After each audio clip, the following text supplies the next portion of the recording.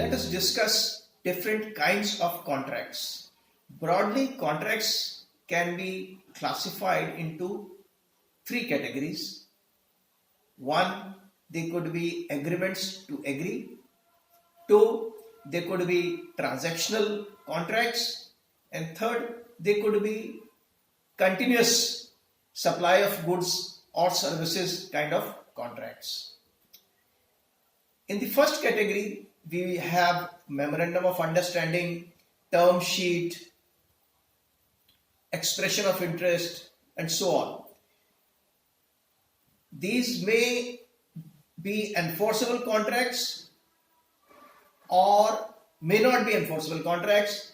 The enforceability depends on the clients, the parties to the contract, whether they want to make these enforceable or not, and to what extent. These are broadly expression of interest of the parties, their intent to enter into a commercial transaction at a later stage, subject to fulfillment of maybe conditions precedent or some other procedural formalities, like party A and party B may like to form a joint venture agreement or a technology transfer agreement, and before executing a proper, detailed, comprehensive contract, they may like to carry out due diligence, they may like to obtain government approvals, they may like to obtain their shareholders, directors and bankers approvals, and so on and so forth.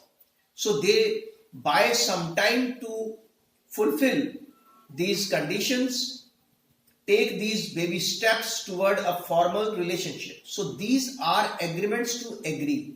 Again, the enforceability or non-enforceability will depend on the party's intent.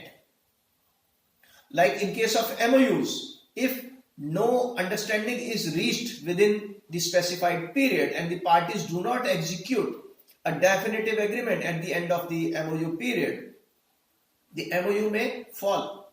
However, certain conditions in the MOU like confidentiality, exclusivity, or any advance payments made under an MOU, these may be enforceable. So this is first kind of contracts.